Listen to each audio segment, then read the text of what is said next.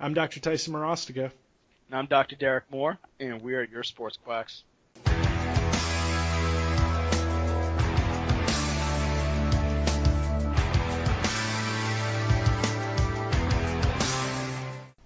Okay, everybody. So today what we have on the docket is opioids and how they actually affect our clinical practice.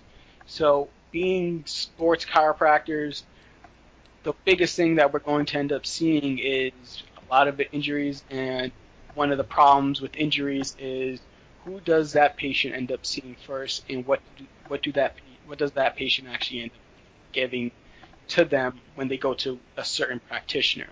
So right now, everybody understands that there's a huge opioid epidemic going on. You hear it on the news. You hear it with the agenda. I think they just did a national advisory to try to help battle that.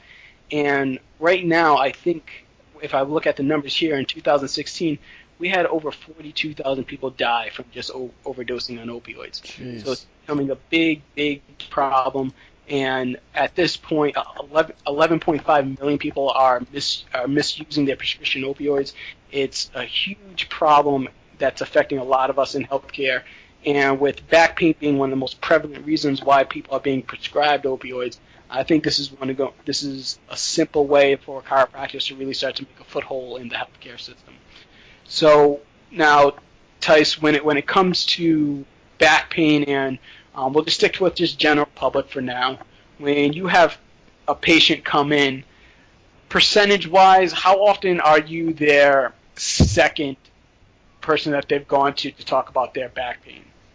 Let me think. I would say it's probably almost 50-50. Okay. Roughly, of people who have seen someone before, or they've had a previous bout. Yep. When it comes to seeing like a medical doctor versus another chiropractor, because to be honest, I see a lot of people that have seen other chiropractors that want something different. I would say of that 50% that comes and sees me, I would say that maybe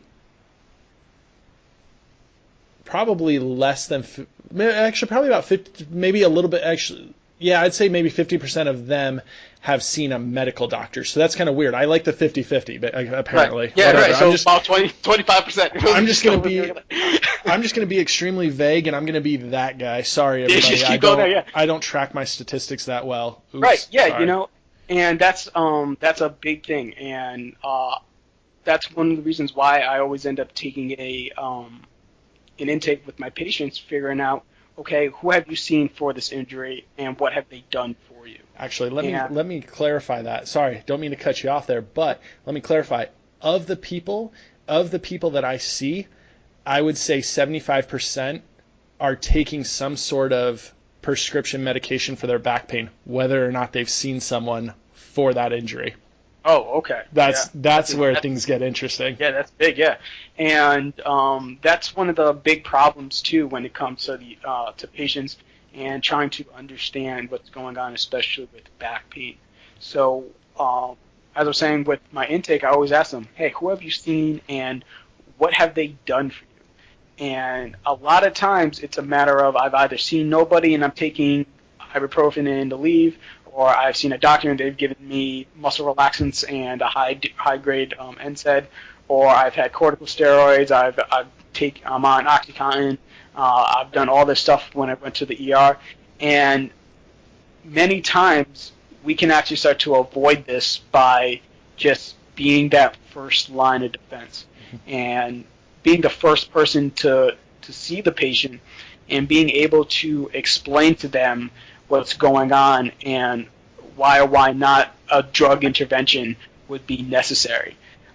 So, Tyson, when you have that patient who's coming in with excruciating, that acute low back pain and barely can move, what are you doing in order to kind of figure out, okay, hey, is this something that does because for me, I don't know why, medication doesn't even really cross my mind until like a few visits in. How soon are you starting to think about, does this person need some type of medical intervention. Yeah, to be honest, it's dependent on how much it's affecting their activities, of daily living. Like, and not necessarily when I say activities, I mean like, is it affecting their sleep?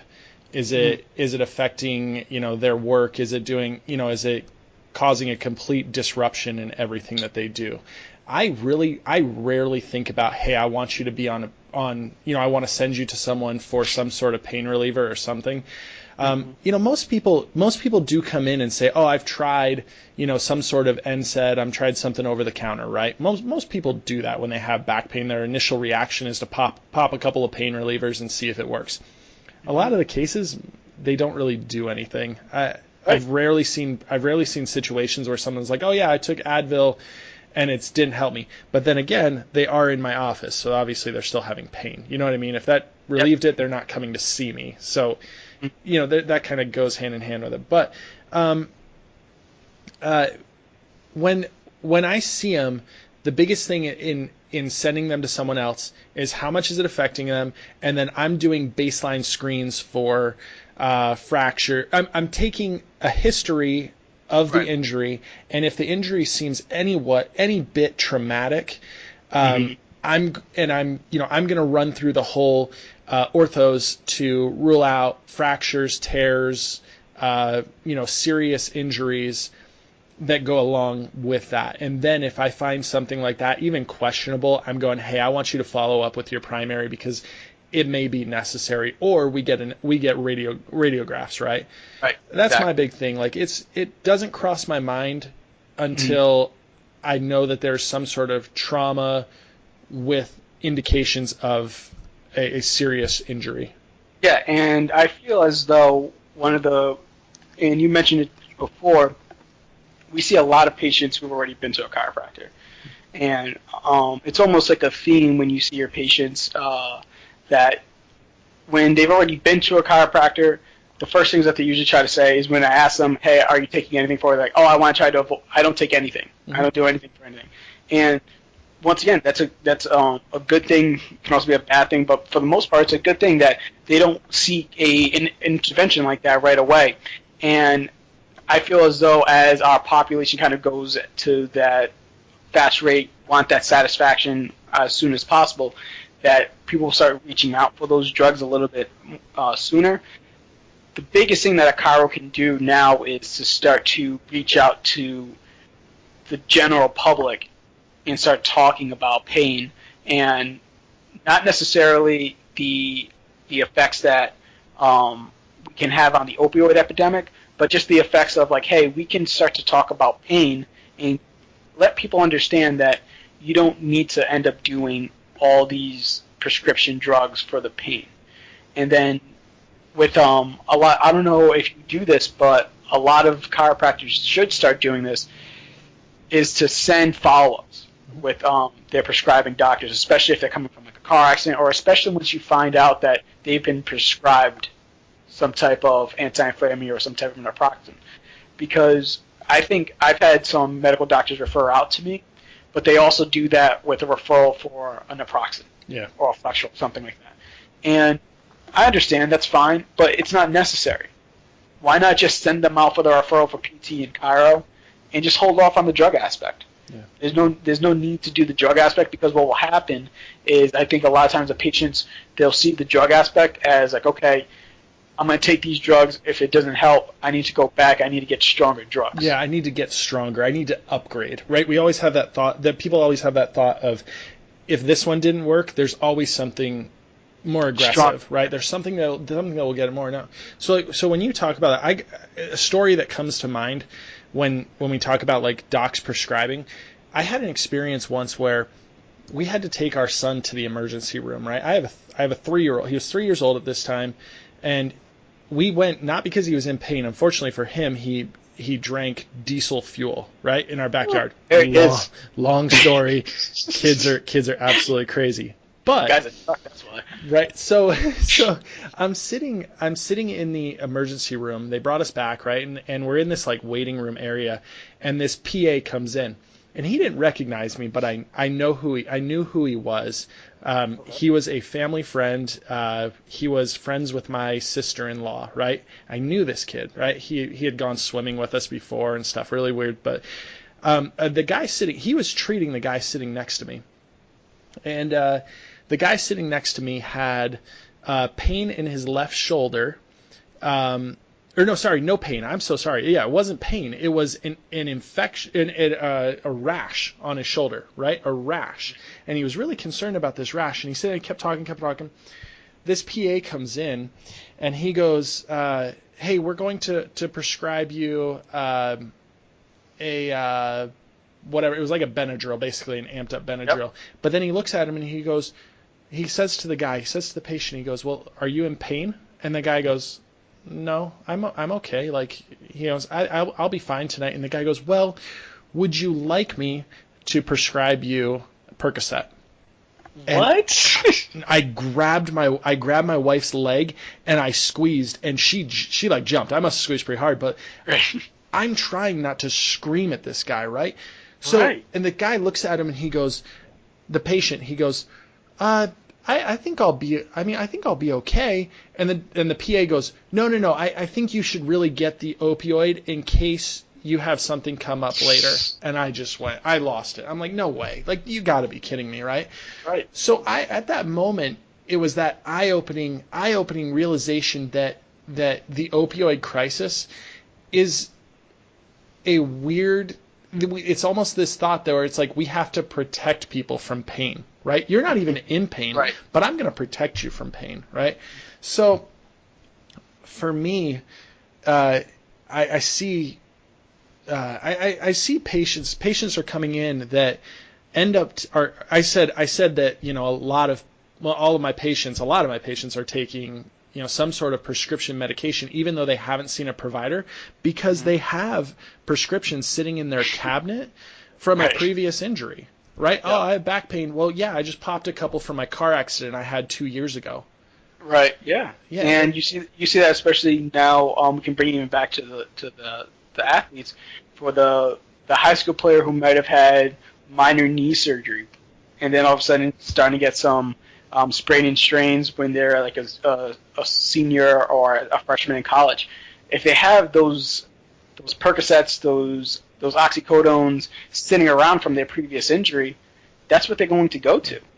That they're just looking for them to actually start to try to mask this pain, because they don't understand whether or not this is a good pain or a normal pain. Yeah, and you see, I take that very seriously. When I see someone come in and they tell me that they're taking medication for from a previous injury, I actually take it very serious, and I always make sure I tell them that's not how you use medication. I always make sure I tell them, like, and I don't know if that's inside my scope of practice or not, to be honest, because I know that we're not supposed to talk to people about medications, and I don't suggest that anyone ever takes anything, even, NSAIDs, over-the-counter stuff. But I always make sure that when they tell me that they're taking medication for another injury, I always make sure I tell them, look, that's terrible for you. That's where we lead to addiction and problems. I said, if I were you, I would make sure you talk to your primary care. But personally, I would not take medication for this injury, and I always tell them, because I take that seriously as a doctor. I feel like that's my responsibility to nip that in the bud before it gets worse. Right. Yeah, and so that leads us into another interesting point.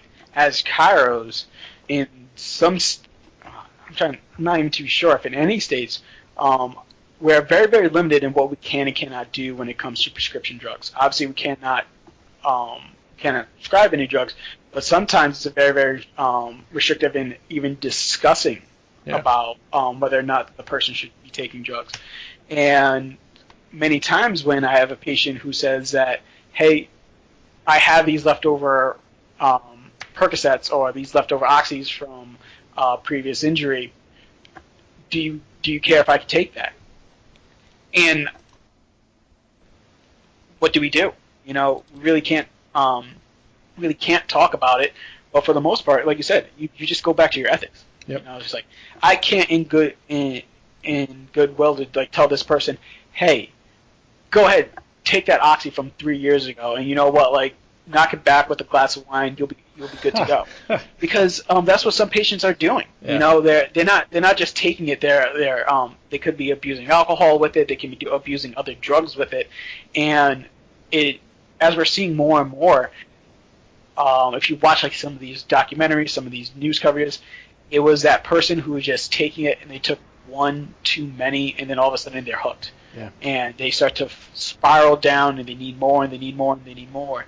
And with the inability for a lot of healthcare providers to start to monitor how much prescription drugs a patient ends up taking, ends up becoming a very, very big problem. And a lot of times when I see a patient who is suffering from some type of addiction, it's hard to have that conversation with them. You know, so I deal with many athletes who that's just how they get by. They think that it's normal taking a couple of 100 milligrams of ibuprofen every single day, because in the season they're doing a lot worse stuff. Yeah.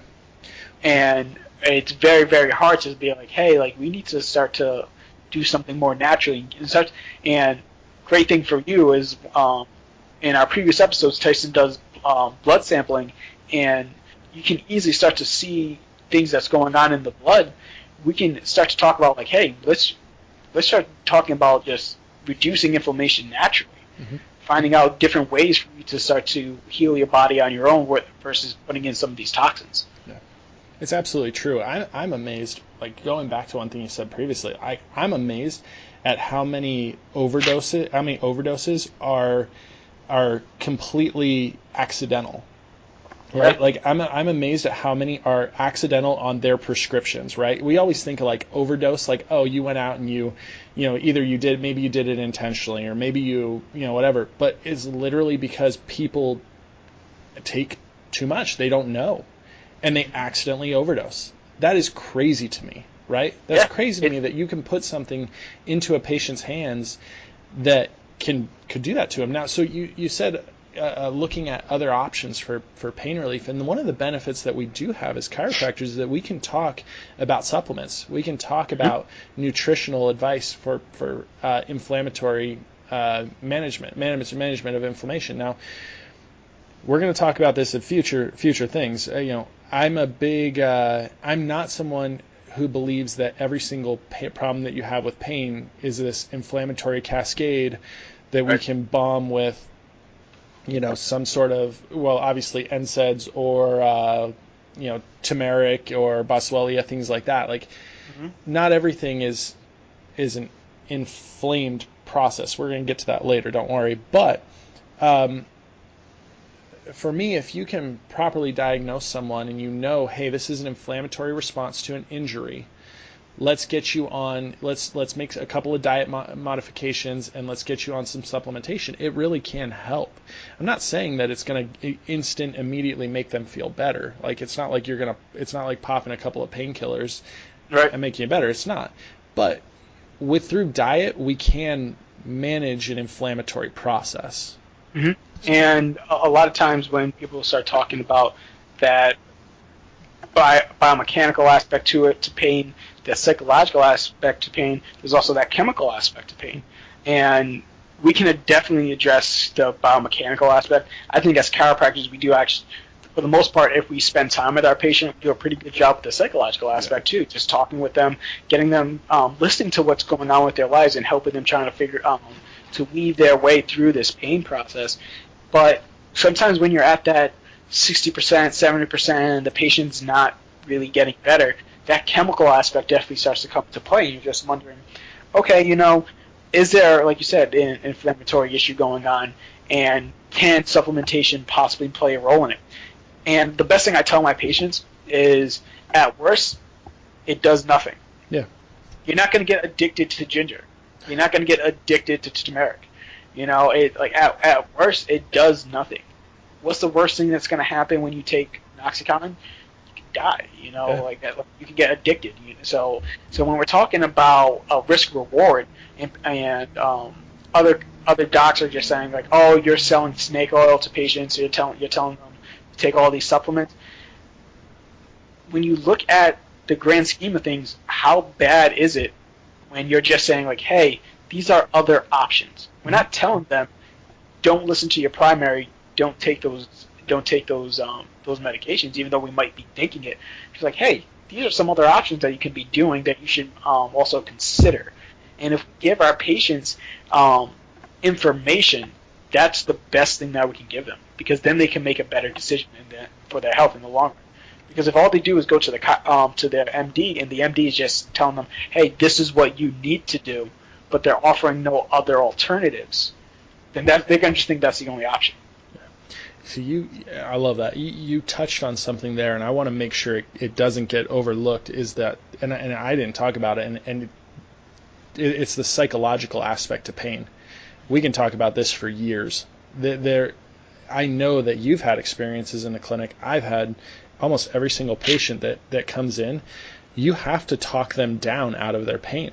Like, I am as much a psychologist as I am a chiropractor. I mean, I hate to say that. I'm sorry if there's somebody who has a degree in psychology that's probably pulling their hair out. I'm sorry. I don't mean to put myself, I don't have the training you have, but I talk to people, you know. I have to get people to mentally manage their own pain. Like, sometimes you got to talk people down off the cliff. You know, like, some people are just done. They're like, I'm going to be in pain the rest of my life. No.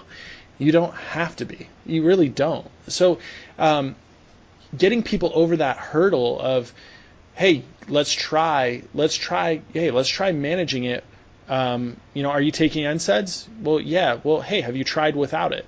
How does it happen? How does it work? How do you feel when you're not on it? That's a history question that's worth asking.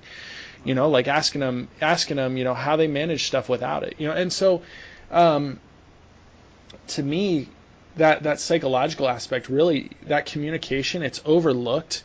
And I think a lot of people like want to almost call it like, oh, that's the placebo effect of being a chiropractor, right? Like, people like you because you talk to them, you touch them, you this and that. Well, yeah, who cares if it's a placebo effect? Right, once again, like who cares, right? It's what is the alternative? Yeah.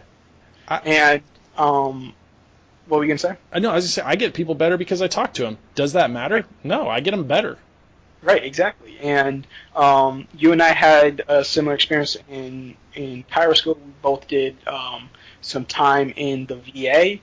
And there's an example of patients who may need higher level drugs for the rest of their life. They've gone through certain things where their body's just not going to go back to where it was. And you have to understand, too, as docs, that, hey, sometimes these interventions are necessary, and sometimes long-term interventions like that are necessary. And our job is to really just try to protect them as much as we can. Because that vet who got blown up in the Humvee and has spinal fusions throughout and possibly multiple amputations, that patient's going to have some level of pain. Yeah. But if we can start to reduce the intensity, reduce the frequency, give them other options, hopefully we can move them from being somebody who takes 5 to 6 Oxycontins a day to 1 or 2 Flexeril and Naproxens a day to maybe just sticking to a couple ibuprofens a couple times a week. And that might be the best that patient ever gets. But it's a huge regression from where they were at. And we saw this so often in the VA system. When they just had that alternative, the responses were amazing. These guys were being able to be monitored from another health professional and get extra help that they needed. If anyone who's listening to this and you're a chiropractor, one thing that you've probably thought of is, okay, cool, you guys are telling me how to manage pain, or that you can, but how do you get patients to buy into, right? How do you get patients to buy in when maybe they didn't get improvement as quick as they wanted, right? Because the expectation is, I'm going to see a chiropractor, he's going to snap me up, and I'm going to walk out the door feeling great. Like, how do you get the patient to buy in when they're 3 or 4 visits in and they're still feeling pain, right? Like, that's something that we deal with because it's a financial commitment. And I think what you have to do is you have to plan on over delivering with your patients. Like, I think somebody comes in You set a treatment plan. We've talked about that before in other podcasts. You set a treatment plan, you be honest with them, and you over deliver on that treatment plan. You over deliver on the care. You over deliver on the specifics. What are you going after? The education to the patient. And then I think you also have to be willing to bend and give with a patient's financial their financial standpoint. Like you have to, when it comes to treating pain, you also have to take into account, what they can pay for, how often they can see you. And I think you have to, basically that's all I'm getting to is if you're someone who's sitting here going, yeah, Tyson, that's cool, but I can't get patients to buy into that. Maybe that's because you're under delivering. Maybe that's because you're not doing enough for them in a visit because you want to get paid for all of the services you do. Mm-hmm. Right? And when you see that patient who's not getting better, did you check your ego at the door? Yeah. Are you looking at your patient as, hey, this patient is not responding to care, well, let me just keep trying this. Let me try something else. A lot of times when patients just not getting better, you need to start to look at it and say, like, okay, would this patient do better in another setting? Do they need more passive modalities? Do they need a higher level of some type of medication? Do they need surgery? There's other options out there, but it's not the patient's job to try to. You can say it is. They have to take some responsibility for their health. Sure. But many times patients just don't know how to decipher what's going on with the new things that are being, when it comes to like PRP, corticosteroid injections. Do they need surgery? They just don't understand where they are at in the spectrum. So it's up to us to continue to educate them. So you're like, hey, I understand that you're in pain and you're not getting any better here, but I'm going to send you off to this. Maybe it's like a PT, maybe it's a cognitive behavioral therapist because you think that there's some type of psychological aspect to their pain. Mm-hmm. So I'm going to send you here because this is where you're at in the spectrum. I don't believe that your pain is full out a mechanical structural issue that requires surgery, and I think there's still better options. And when you're talking about patients and the financial aspect of it, I would run into this when I was in my practice in D.C., and they would constantly say, like, oh, why don't I just get the surgery? It'll fix me and I'll be better. Because they think that the success rate for surgery is 100%. Right. And that's the problem there, is I'll tell them, it's like, hey, listen, it'd be great if surgery was successful 100% of the time because then it would be a better option. But when I have to look this up again, but I was hearing that low back surgery without conservative care first, their success rate is like 60%. And you're talking about 40% of people who now have a huge deficit in ranges of motion, metal in their spine, not being able to do a lot. That's a huge problem if their pain doesn't go away. It's great if it does, but it's a huge problem if it doesn't. Right. Versus, hey, you didn't get better within these 2 or 3 weeks. Let's try something else before we start to go down that route. I like to think that my greatest accomplishment being a chiropractor, it's not working with professional athletes. It's not doing those things because, yeah, they're cool. But I feel like my greatest accomplishment so far has been being able to prevent spinal surgeries and prevent hip surgeries. I've had multiple of them just because of patient education. Right. But I also think one of my greatest successes is being able to step back and tell a patient, hey, I think you need a hip replacement. And literally being like, okay, I need you to go talk to your ortho.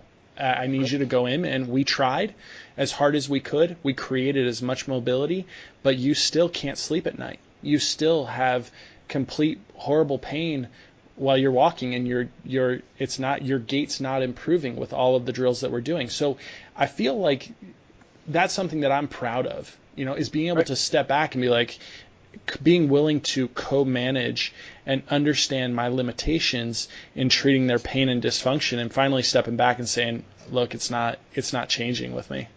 Mm-hmm. And I'll jump on it again. When it comes to the opioid epidemic, I know a lot of chiros are saying we're the solution.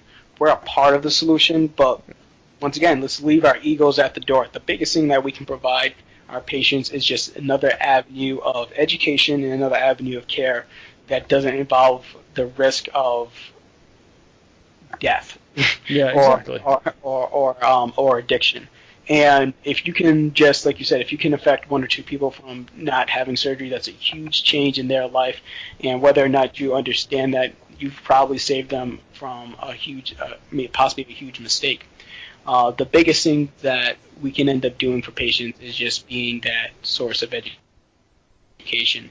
And I know this topic kind of skewed away from our normal sports topics, but Tyson and I felt like this was something that definitely needed to be touched upon. We're glad you guys gave it a listen. If you have any questions about what's going on with the opioid epidemic, I implore you to try to stay up with it and try to keep up with what's going on, especially within your state, and trying to get involved in some organizations so that you can have a voice there, so that those patients will know that there's other options out there for them. Same thing as always, follow us on Twitter, follow us on Instagram, like us on Facebook, send us topics that you guys would like to talk about. This is for you guys. We're here to talk chiro, sports, and whatever you guys are interested in. Other than that, take it easy. We'll see you next time.